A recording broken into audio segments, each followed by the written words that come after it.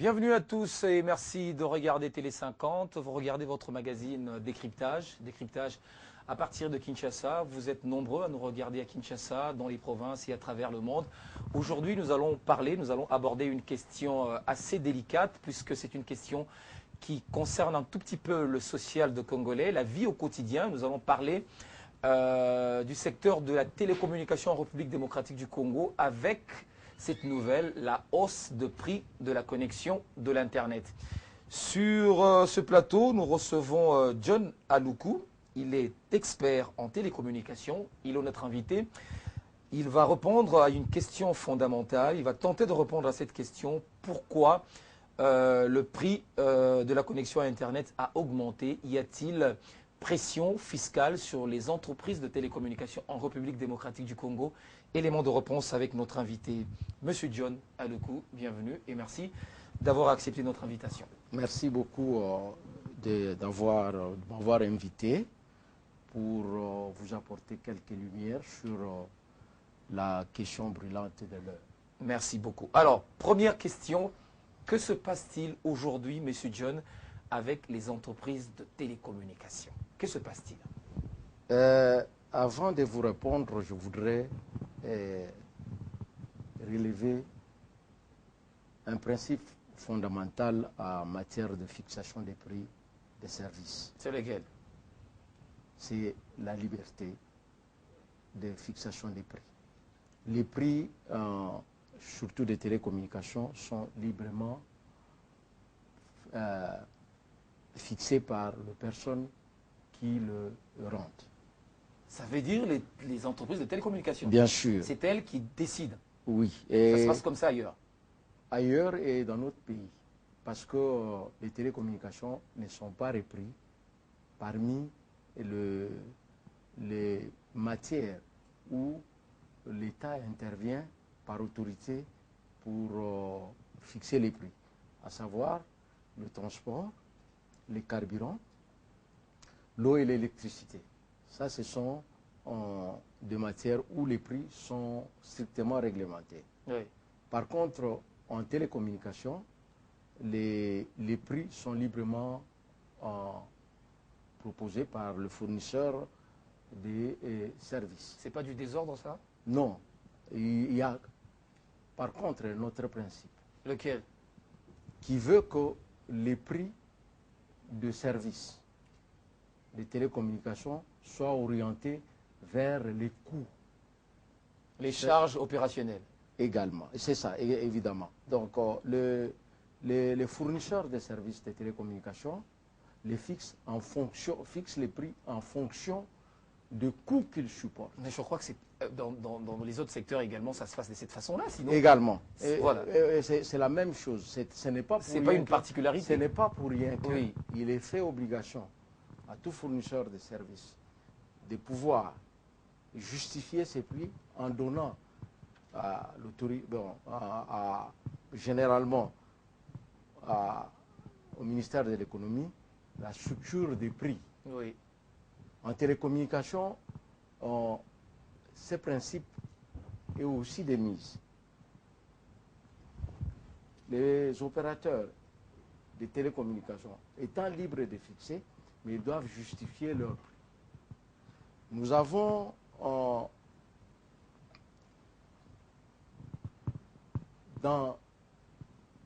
République démocratique du Congo, dans les secteurs de télécommunications particulièrement, on a un environnement qui est très hostile à l'exploitation des télécommunications. Ah bon? Expliquez-vous. Je voudrais d'abord citer les cas des difficultés d'accès, par exemple, aux capacités de transmission. Aujourd'hui, les télécommunications exigent pour qu'il soit rendu qu'il y ait des infrastructures de transport. Ces infrastructures de transport sont presque inexistantes en République démocratique. Vous parlez des infrastructures de transport, ça veut dire les routes, hein? Bien sûr, les routes qui servent à transporter les télécommunications. Quelles sont ces routes? Bien sûr, je vais vous donner par le câble. Hein. On a parlé Ça, de c'est technique, hein. la fibre optique. Fibre optique, on en a déjà en République La, démocratique du la Congo. fibre optique, dans une partie de la République démocratique du Congo. Une partie. Oui. Je pourrais dire une grande partie. Ça va de Mwanda Oui. à Kinshasa. Et lorsque vous prenez ces infrastructures, elles comportent plusieurs imperfections dues aux malfaçons du départ. C'est-à-dire que la fibre qui a été installée, qui est de Mwanda à Kinshasa, a été faite avec beaucoup de malfaçons. Non, mais à l'époque, je me souviens que Kinkei Moulumba était ministre de PT Antique. Il y a également eu une délégation gouvernementale qui avait fait les déplacements dans le Congo central pour lancer pratiquement pour la toute première fois l'usage de la fibre optique en République démocratique du Congo. Ça, c'était la connexion. La connexion, évidemment, voilà. Au câble sous-marin. Au câble sous-marin, voilà. Alors, quand vous dites que la qualité du câble que nous avons, elle n'est pas bonne, mais ça m'étonne. Le câble qui part de Mwanda à Kinshasa comporte plusieurs imperfections. Et je souligne, on enregistre plusieurs cas de coupures dus principalement à la mauvaise qualité du câble qui a été fourni à l'époque. Donc le câble... À certains endroits, vous pouvez retrouver du câble aérien, mais qui est enfoui au sol. Nous avons acheté un mauvais câble. Il y a certains endroits, les tranchées, puisqu'il y a une certaine norme pour installer les câbles. Vous devez aller à tout au plus, au moins plutôt, 1,50 m. Mais vous verrez que sur le câble qui a été installé, a été installé peut-être à des dimensions de 30 cm, où les gens peut-être qui font le champ peuvent aller jusqu'à sectionner les câbles. Donc la qualité de la fibre qui a été installée n'est pas bonne et n'est pas une assurance pour les opérateurs de télécommunications, d'où ils recourent à la location des segments satellites pour pouvoir assurer la permanence de leur réseau. Vous n'avez jamais dit ça? Vous n'avez jamais décrié ça? Non, on l'a dit. Lorsque les opérateurs se rencontrent avec les autorités politiques, ils soulèvent ces problèmes. Voilà pourquoi certains opérateurs ont même appelé qu'on puisse libéraliser le secteur pour que d'autres investissements viennent, surtout les capitaux privés, viennent construire les structures, les infrastructures dignes de ces noms. Au-delà de ces problèmes de qualité, vous devez retenir qu'il y a aussi le problème des prix. Les prix, lorsque vous faites un benchmark des prix pratiqués sur la location des capacités sur fibre optique, vous verrez que l'opérateur congolais qui doit acheter, achète plus cher que son collègue qui est au Kenya, par exemple, qui est en Tanzanie. Mais donnez-nous ce tableau comparatif par rapport à d'autres pays. Je peux vous l'envoyer. Allez-y. Je peux vous l'envoyer. Vous allez quelques voir éléments d'information pour ceux qui nous suivent. Les prix pour les STM1 oui. En Tanzanie et 3 fois moins ce que propose l'opérateur public congolais. 3 fois moins? Oui. Et vous pouvez voir aussi, au niveau du Kenya, faites un benchmark, vous verrez que le benchmark est en défaveur de notre pays. Donc le coût est plus élevé ici en République démocratique du Congo qu'ailleurs? Bien sûr. Mais qu'en est-il de la qualité? Est-ce que les pays que vous avez cités, en Tanzanie, au Kenya, est-ce que la qualité du fibre, elle est bonne? Je vous dis qu'ils ne sont pas connectés à un seul câble sous-marin. Le Kenya, par exemple, est à 4 sous-marins, à 4 câbles sous-marins, à plus de 4 câbles sous-marins, et il en est de même de la Tanzanie et de la Zambie. Et nous en avons seulement un? Un seul. Et pour une petite partie, vous prenez Kinshasa, Mwanda. Mais s'il faut connecter tous les pays, les opérateurs sont obligés de recourir aux segments satellites. Et le segment satellitaire, est-ce que ça a un coût encore plus élevé que... En principe, les segments satellitaires sont très coûteux. Mais depuis longtemps, Très nous utilisions toujours le segment satellitaire. Oui. Mais qu'est-ce qui fait qu'aujourd'hui, les prix aient augmenté? C'est ça la question. Déjà, il faut noter que les data, les données, telles qu'elles nous sont fournies par les opérateurs, l'ont été depuis le départ à un prix très bas. Pourquoi? Parce que les opérateurs, à un certain moment, les régulateurs avaient régulé les prix, la RPTC avait régulé les prix des communications voix. Où certains, vous savez qu'à un certain moment, on avait des forfaits d'appel qui allaient jusqu'à presque 0 ou 1 dollar pour toutes les communications d'une journée. Et peut-être à moins d'1 dollar pour toutes les communications de journée, ça a créé une guerre des prix. Les opérateurs ne se retrouvaient plus et le régulateur est venu à la fin. Il a frappé du poing sur la table pour dire nous régulons les prix. Nous régulons le prix, on fixe un prix plancher en deçà desquels les opérateurs ne peuvent pas aller. Et dans cette concurrence, pour maintenir ou s'attirer des clients, les opérateurs ont trouvé un autre terrain où ils pouvaient brader les prix. Ils sont allés dans les domaines, dans les segments des données, où, selon tout entendement, les opérateurs ont même offert à des prix qui, ailleurs, n'existaient pas. C'était très bas. Trop bas. Et ils travaillaient à perte. Mais, avec l'augmentation des charges, il est normal que les opérateurs arrivent à revoir. Vous savez que l'année passée... Augmentation des charges, quelles sont ces charges qui ont augmenté? Il faut les spécifier. J'ai cité les cas de paiement des segments satellites. J'ai cité également la location de la fibre qui est coûteuse, mais il faut noter que... Mais ça ne coûte pas aujourd'hui, ça a toujours coûté. Il faut noter que les opérateurs exploitent peut-être partout leur réseau, peut-être à 90% à l'aide de groupes électrogènes. Et ça, c'est vous savez, un coût énorme. d'achat du carburant. Le carburant est très élevé et plusieurs fois, les opérateurs ont même cherché à obtenir auprès du gouvernement une dérogation. Des exemptions, notamment sur la TVA qui frappe en considérant que c'est un élément de production, pour demander qu'on leur donne, qu'on leur accorde des facilités fiscales en cette matière-là. Le gouvernement a toujours repoussé. Récemment encore, avec le vote de la loi financière, financière 2016. des finances de 2016, la redevance annuelle qui était de 2% est passée à 3%. Ça augmente. Ils ont discuté.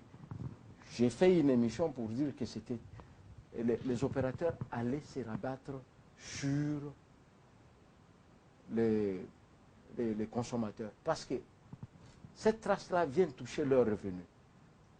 Ils ne sont pas les enfants de cœur. Ils viennent investir pour faire des bénéfices. Dès lors que leur revenu est amoindri, ils chercheront par tous les moyens pour récupérer.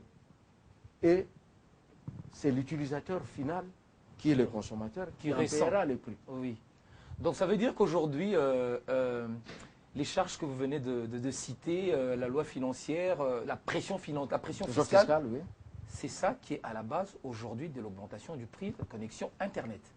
En tout cas, c'est ce qui explique. D'abord, il faut noter que le prix qui était pratiqué avant était presque irréaliste pour des raisons promotionnelles. Les opérateurs ont dû subventionner les segments des données, mais on ne peut pas continuer à subventionner éternellement. À un certain moment, on s'arrête.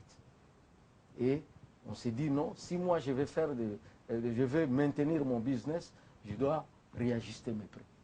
C'est ce qu'ils ont fait.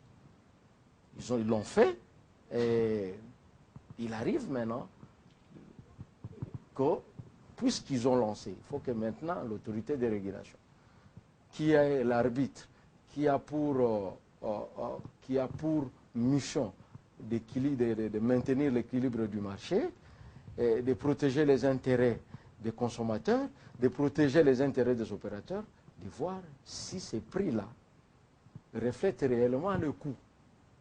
Ça, c'est un autre aspect. Oui. Ça, c'est un autre aspect. Mais, mais je vous pose cette question, voulez-vous répondre à cette question? Est-ce que le coût actuel reflète évidemment les différentes charges qui relèvent de l'entreprise?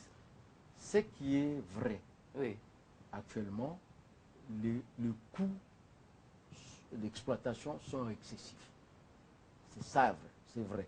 Mais maintenant, il faut faire les liens entre les prix qu'on nous propose actuellement et ces prix-là et ces coûts-là. Est-ce qu'il y a une concordance? Est-ce que ça concorde? Mais allez-y, répondez. Et pour cela, oui, il faut faire un contrôle.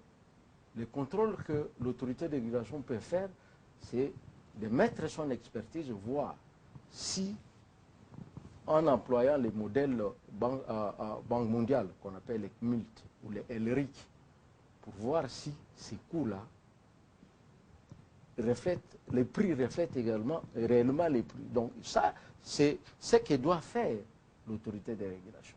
Par le passé, lorsqu'il s'est posé un problème, le problème de guerre des prix, oui, l'autorité de régulation s'est réveillée et elle a dit non, je ne veux pas qu'on puisse brader les prix parce que l'industrie en pâtit. Et l'État également. Parce que l'État doit récolter des impôts et taxes sur le revenu des opérateurs. L'autorité de régulation s'est réveillée et elle a dit non, à partir du moment et il fixe, il dit, le prix de télécommunications ne peuvent pas aller en deçà du prix moyen d'interconnexion. Les opérateurs ont dit non, non. Dans un premier temps, il y a eu contestation. Oui. Ils se sont réunis autour du régulateur. Le régulateur a dit, faites-moi les moyens, mais dans un premier temps, ça c'est dans un premier temps, on fixe sur base du coût moyen d'interconnexion. Et puis après, nous allons faire venir un expert pour pouvoir faire la modélisation des coûts. Donc sur base, fixer les tarifs sur vos coûts réels. C'est ce qui a été fait. Dans un premier temps, les prix ont été ramenés à 13,5 cents la minute, mais après le coût, on a ramené à 10 cents. Et plus tard, les régulateurs ont commencé à imposer ces planchers-là, les prix planchers. Mais il y a eu des violations encore. Certains opérateurs respectueux des règles normales de comptabilisation et de gestion ont dit non, nous ne pouvons pas continuer, nous retourner encore à la guerre des prix. Réunissons-nous et voyons ce que nous pouvons proposer à l'autorité de régulation. Les opérateurs se sont réunis, ils ont dit, voilà, pour nous, chacun, voyant ses coûts, ils ont fixé un coût moyen, un coût plancher alors qu'ils ont fait avaliser par les régulateurs. Donc, dans les cas d'espèce, peut-être qu'il y a eu certains, peut-être une certaine déviation dans la forme. Sur le fond, les opérateurs ont raison de réclamer qu'au regard des coûts excessifs, ils doivent revoir leur prix à la hausse. Mais le gouvernement aussi a raison dans le sens où le secteur minier ne produit plus assez de ressources vu la baisse des cours. D'où il faut accentuer un tout petit peu la pression fiscale sur les entreprises de télécommunications qui constituent la deuxième industrie qui contribue au produit national brut. Oui, mais dans ces cas-là, il faut admettre aussi qu'eux-mêmes aussi puisse réajuster les coûts, leur prix. C'est normal. Dans ces cas-là, c'est que l'on peut faire. L'opérateur. Quelle est la juste mesure? La juste mesure est que les régulateurs réunissent les opérateurs. Et arrive, comme il a été annoncé, j'ai appris qu'il y a un expert agréé par la Grande Banque mondiale en matière de calcul de coûts, un cabinet d'audit. Non, pas d'audit. Bon, d'audit de coûts, mais un expert qui a la maîtrise de la méthode Banque mondiale de fixation des prix, qui va arriver. Oui. Et qui va discuter avec les opérateurs. Chacun amènera ce coût. Parce que, ne vous en faites pas, on va prendre le Mais coût. dans l'entretemps, il y a énormément de frustration sociale, hein, la population. Également, la population a raison. A raison. La population a pleinement raison, puisqu'on ne peut pas se réveiller du jour au lendemain. On trouve que les prix ont changé. Oui. D'où le rôle du régulateur, qui a la mission de protéger les consommateurs et de protéger également les intérêts, de s'ériger en arbitre. Oui, c'est dans une relation win-win. Hein. Bien sûr, il va organiser ces études-là. On organise les études, les opérateurs amènent, et à ce moment-là, on fixera les vrais coûts du mégabyte ou du gigabyte. Mais il y a également une question qui me traverse l'esprit, c'est de savoir, est-ce que l'enregistrement obligatoire des abonnés a entraîné ou a eu une incidence sur l'activité des télécoms? Non? Je crois que, bon, d'abord, on ne peut pas renier à l'État le droit de demander aux opérateurs de pouvoir identifier ses abonnés. Mais le blocage de certaines... C'est pour des raisons sécuritaires d'abord. Partout ailleurs, on ne s'abonne pas à un réseau de télécommunications comme on achetait un pain sur le marché. Oui. Non, le gouvernement paie d'autorité décider d'enregistrement obligatoire des abonnés. Sous d'autres cieux, effectivement, c'est une charge supplémentaire que vous êtes en train d'imposer aux opérateurs. Oui. Surtout que ça arrive en cours pendant qu'ils étaient déjà en activité, oui. Donc, si c'était au départ... À ce moment-là, il y a certaines facilités qu'on accorde, oui, telles que les subventions, tout ça. C'est comme aujourd'hui. Parce que quand les SIM sont pratiquement bloqués, il y en a combien qui ont des SIM bloqués? C'est une perte énorme. C'est une perte. Mais pour des raisons sécuritaires, oui, on est arrivé à faire cela. Il faudrait également que l'État, en principe, l'État devait subventionner. Mais au regard de cette complexité d'affaires, complexité de situation, on a comme l'impression que les entreprises des télécommunications sont en train de s'asphyxier. Oui, mais on peut citer les cas. Il y a beaucoup d'opérateurs, beaucoup de multinationales qui sont en train de fermer dans certaines opérations, surtout en Afrique. On peut citer les cas de la vente à Orange de Tigo.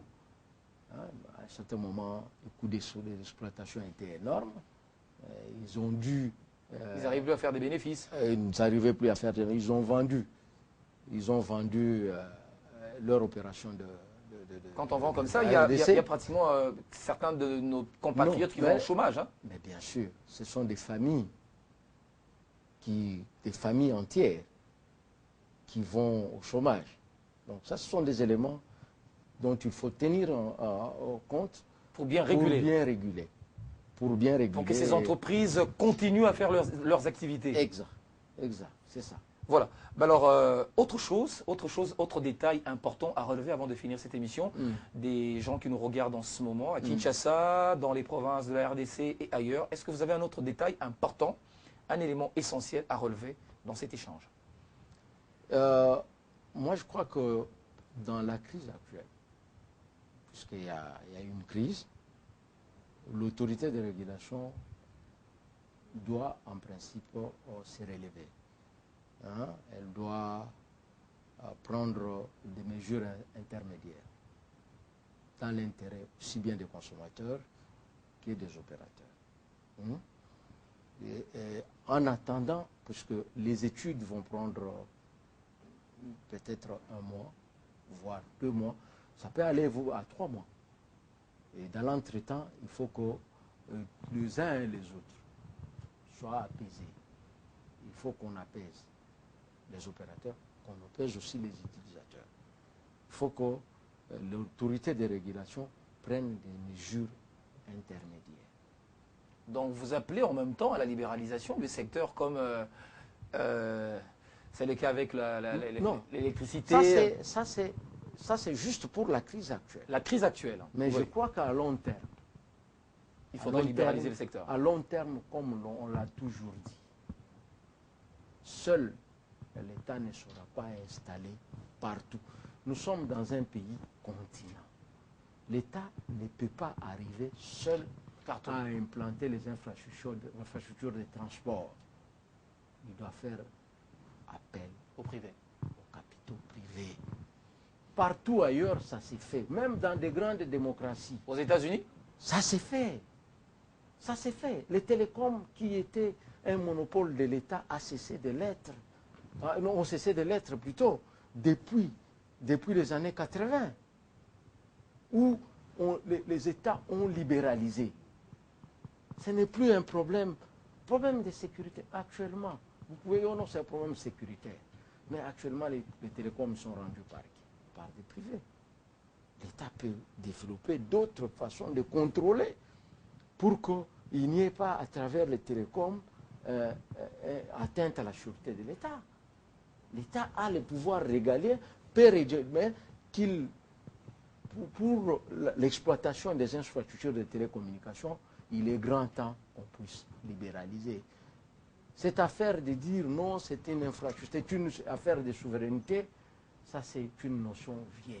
Merci beaucoup. Merci beaucoup. Monsieur John Aloukou, vous êtes expert en télécommunications. Vous étiez sur le plateau de Télé 50, décryptage, pour nous faire le point sur la situation de la hausse de prix de la connexion à Internet. Alors les raisons, vous les avez données, à la population d'en tirer les conclusions. Merci d'avoir été de nôtres.